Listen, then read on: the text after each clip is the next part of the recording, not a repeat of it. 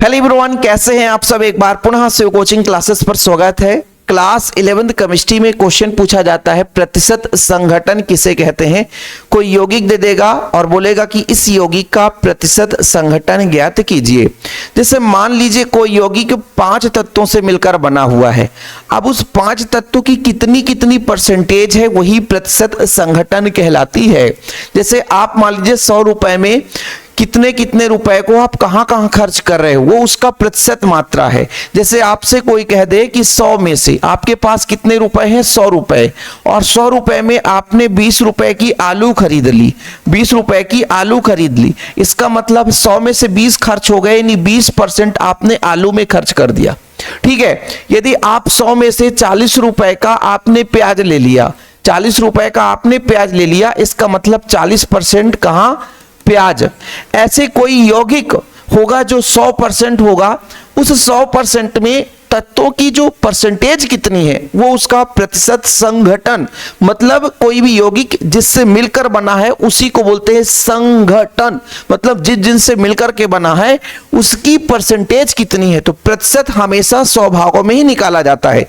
जैसे जब आप एग्जाम देते हो और आपके पास ये पता चलता है कि 100 में से हमने 80 नंबर लाया, इसका मतलब 80%। या कि मान लीजिए हम बोलते हैं कि टोटल 5 विषय में 500 नंबर का पूर्णांक था, 500 में हमने 400 नंबर लाया, 500 में हमने 400 नंबर लाया।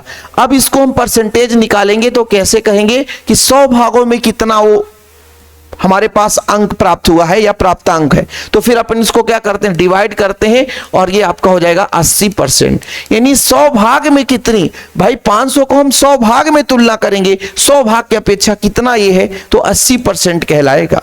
ऐसे ही किसी यौगिक में कुल उसका द्रव्यमान निकालेंगे, फिर कुल द्रव्यमान में किसी भी तत्व का द्रव्यमान कितना है वो उसका 100 भाग में परसेंटेज निकल कर आएगा, वही उसका प्रतिशत संघटन कहलाएगा।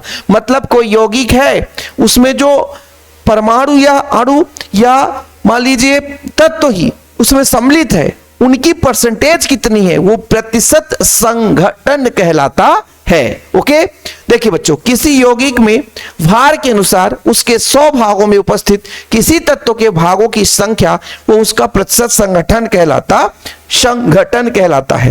क्वेश्चन है ZnSO4 × 7H2O का प्रतिशत संघटन ज्ञात कीजिए। हल करेंगे, देखिएगा हल बड़ा आराम से करेंगे, बढ़िया मजेदार तरीके से, है ना। कोई भी क्वेश्चन भाई जल्दबाजी में आप मत करो। सबसे पहले आप क्या करो, ZnSO4 देके रखा है इंटू 7H2O दिया है, इसका आणविक द्रव्यमान निकालो बच्चों, आणविक द्रव्यमान, क्योंकि हमें पूरे में से तुलना करना पड़ेगा ना। तो आणविक द्रव्यमान कैसे निकालोगे, आणविक द्रव्यमान देखना, आणविक द्रव्यमान ही निकालना दिक्कत होता है। जिंक का होता है 65, याद कर लो, जिंक का कितना होता है 65, याद कर लो। सल्फर का होता है 32, याद कर लो। एक यहां पर बच्चों एक ऑक्सीजन का होता है 16, तो 4 ऑक्सीजन है, 4 का गुणा कर देंगे। 7 H2O है, 7 H2O, H2O का होता है 18, डायरेक्ट मैं बता देता हूं, H2O का होता है 18, H2O का होता है 18। तो कितना हो जाएगा बच्चा लोग, 65 धन 32, 16 चौको 64 धन कितना हो जाएगा 18 पंचे 90, 18 छक्का 108, 18 सत्ते 126। इसको कैलकुलेट करो बच्चों, 6 4 10, 10 2 12, 12 5 17 की 7 हासिल 1, 2 6 8 9 10 11 हो गया, और आपका एक हासिल 12, 12 6 18 की 8, फिर हासिल 1 1 1 2, 287 आ गया। ये कुल आपके पास जो यौगिक है उसका आणविक द्रव्यमान आया। अब इस आणविक द्रव्यमान में जिंक का कितना प्रतिशत है, सल्फर का कितना परसेंटेज है, ऑक्सीजन का कितना परसेंटेज है, H2O का कितना परसेंटेज है, ये चीज हमको निकालना है। तो पहला कंडीशन, पहले पॉइंट में हम लिखेंगे जिंक का प्रतिशत, क्या प्रतिशत संघटन। ठीक है, हमने क्या बोला कि प्राप्तांक वटे पूर्णांक, टोटल यौगिक आणविक द्रव्यमान कितना है 287, 287 में जिंक कितना है तो 65 है, और हमने कहा कि 100 भागों में निकालना है। कितना में? 100 भागों में। हमसे कुछ नहीं बन रहा है तो इसका डायरेक्ट पहले आप गुणा कर दो, 6500 हो जाएगा। फिर डिवाइड बाय बच्चों 287, ठीक है 287। सर कैलकुलेशन करना पड़ेगा, मैं कैलकुलेशन करता हूं। 6500 फिर 287 का 287, 2 से जाएगा बच्चों, 2 सत्ते 14 की 4, 2 अट्ठे 16, 16 एक 17 की 7, 2 दूनी 4 एक 5, ये करो 6 आ जाएगा। 5 आपका है, हासिल आएगा 8, तो ये आपका 7 बचेगा 15 में, 8 जाएगा 7 बचेगा बच्चों, फिर 0 आ जाएगा, फिर 2 से ही जाएगा 574 जाएगा, है ना। फिर आप करोगे तो 6 आ जाएगा, फिर हासिल हो गए 8, 8 दूनी 16, फिर 186, फिर दशमलव लगाओगे तो फिर 0 हो जाएगा। फिर आप कितने से भाग करोगे, आप दिमाग लगा लो। 3 से बच्चों, 3 छक्का 18, लगभग 6 से जाएगा। कितने से जाएगा? 6 से जाएगा। ये अपना आ गया 22.6। फिर और आगे हम बात करेंगे, छतरी का 1800 आ जाएगा, लगभग 1800 के आसपास आएगा, तो 60 बचेगा। फिर दुक्के से जाएगा वो, है ना। कितने से जाएगा बच्चों? दुक्के से जाएगा। ये हम इसकी परसेंटेज निकाल दी। किसकी परसेंटेज? जिंक का प्रतिशत संघटन निकाल दिया बच्चा, जिंक का। इसके बाद हमारे पास क्या है? सल्फर। क्या है हमारे पास? सल्फर। तो आप लोग लिखोगे सल्फर का प्रतिशत संघटन, सल्फर का प्रतिशत संगठन। तो सल्फर का कितना होता है? 32 ऊपर कर दिया। टोटल कितना आया था? 287। और प्यारे बच्चों यदि मैं आपसे कह दूं 100, अब देखो लगभग मैं आपसे बोल दूं, थोड़ा समझिएगा, लगभग मैं आपसे कह दूं कि ये 6500 था और ये 3200 है, लगभग आधा ही तो आएगा उसके, है ना। मतलब 3200 कितना करोगे? 3200 भागे 287, ठीक है। चलो कर दो भाई, कोई दिक्कत नहीं होगा। यहां पर अब क्या करेंगे? 3200 में 287 का भाग करेंगे, 1-2 करेंगे, फिर आप लोग कर लेना ना। 3200 में 287 का भाग करेंगे तो एक कम से तो जाएगा बच्चों, 7, 8, 2। फिर देखो 10 में 7 गए, 3 आ जाएगा, फिर हासिल हो गए 9 हो जाएगा, फिर 3 हो जाएगा, और फिर 0, फिर आपका 1 से ही जाएगा, 287 ही होगा, फिर आपका 3 हो जाएगा, ये 4 हो जाएगा, ठीक है। फिर दशमलव लगाओगे तो 0 आएगा, तो फिर एक कम से ही तो जाएगा यार, 287। फिर कितना हो जाएगा आपका?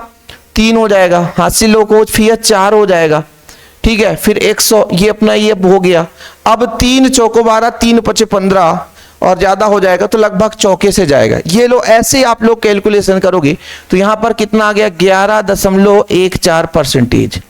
11.14%। ये किसका आ गया? सल्फर का प्रतिशत संगठन आ गया। अब इसके बाद किसका निकाल दें सर? ऑक्सीजन का प्रतिशत संगठन। ऑक्सीजन का 16 चौको 64। टोटल ऑक्सीजन 4 है, तो 4 का रिप्रेजेंट होगा तो टोटल 64 हो जाएगा। और नीचे प्यारे बच्चों अपना 287 ही रहेगा, गुणे में 100 भाग में। अब ये फिर 6400 आ गया, 64, 32 दूना 64, सीधा मैं दुगना कर दूंगा, देखना 287 इसी में दुगना कर दूं तो 14 दूनी 28 और 11 दूनी 22, ये इसकी परसेंटेज आ जाएगी। दुगुना है भाई, 3200 से दुगुना 6400, 3200 से दुगुना 6400, तो ये आप लोगों को कैलकुलेशन करने में दिक्कत नहीं जाएगी। लगभग देखो भाई, सब लगभग ही चलता है, सब लगभग ही चलता है। अब एक आध अंक इधर उधर, जैसे मान लीजिए 4 है, उधर उसको हमने 4 करके मान लीजिए हम 5 कर देते कि और कुछ आता तो आगे करना करके अपन इसको यदि हम 5 कर देते तो आप नहीं कह सकते हो कि गलत है। यदि आपसे मैं कह देता कि इसको मैं 5 कर देता, 1 5, तो आप नहीं कर सकते गलत है, क्योंकि लगभग 9 आ जाता तो दशमलव का रूप जानते हैं कि 5 से यदि बड़ा है तो आगे वाले को हम बढ़ा देते हैं। फिर यहाँ लगभग कितना आ जाता तो ये अपना लगभग हो जाता 22.30, 15 दूने 30%। आगे भी कुछ भी वैल्यू दशमलव के बाद इधर एक आध अंक चेंज हो सकता है। अब हमारे पास केवल H2O का निकालना है, H2O का निकाल दो। H2O किसका? H2O का प्रतिशत संगठन, प्रतिशत संगठन। देखो एग्जाम में पूछा जाएगा बाबू कितना है H2O का, तो 7 अणु है।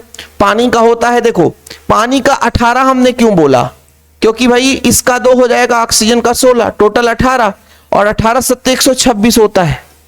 टोटल कितना? 287 गुणे 100 है ना, तो कितना हो जाएगा? 12,600, 287। भैया देखो यार 300 के लगभग है तो चौके से तो जाएगा ही, चौके से जाएगा। कैलकुलेशन करना है तो कर सकते हो आप लोग कि 12,600 यही है ना, भाग में कितना करोगे 287, तिक्के से जाएगा 7 त्रिक 21, ठीक है 7 त्रिक 21, फिर कितना हो जाएगा 8 त्रिक 24, 25 26, 2 तिहाई 6। अरे सर चौके से जाएगा यार, चौके से जाएगा। किससे जाएगा? चौके से जाएगा, चौके से जाएगा लगभग। 4 सत्ते 28 की 8 हासिल 2, 4 अठे 32, 33 34 की 4 हासिल 3, और 4 दूना 8, 8 9 10 11, ये आ गया। ठीक है, 2 आ जाएगा बच्चा लोग, फिर 1 आ जाएगा, फिर 1 आ जाएगा, फिर 0 लगा दो। तो इससे ज्यादा है तो तिक्के से जाएगा आपका, तो तिक्के से जाएगा 7 त्रिक 21, 7 अठे 24, 25 26, 3 दूनी 6, 7 8। ठीक है, तो ये अपना कितना हो जाएगा 9 आ जाएगा, तो यहाँ पर 7 हो जाएगा, 12 में 7 गए 6 आ जाएगा, हासिल लेके आओगे 9 ही हो गए भैया, तो 2 आ जाएगा, फिर 0, तो फिर दशमलव लगा दोगे तो फिर कितना हो जाएगा 300 से 3 अठे 24, 3 9 27, 3 अठे 24, अट्ठे से जाएगा लगभग, यानी हम एक ही अंक तक निकालेंगे। तो इसका कितना मान आया बच्चा 43.8%। और भी आगे आप कैलकुलेशन करते रहना, लंबा चौड़ापन नहीं कर रहे। तो ये अपना देखो भाई, ये अपना प्रतिशत संघटन निकालने का तरीका हो गया। किसी भी यौगिक का प्रतिशत संघटन निकाल सकते हो, बशर्ते आपके पास क्या होना चाहिए, परमाणु भार याद होना चाहिए। यदि परमाणु भार याद नहीं है तो आप लोगों को मैंने ऑलरेडी एक वीडियो प्रोवाइड किया था, परमाणु भार कौन कौन से याद करना है, आप लोग कर लीजिएगा। ठीक है, वीडियो पसंद आए तो लाइक करके शेयर करिएगा। जय हिंद, वंदे मातरम।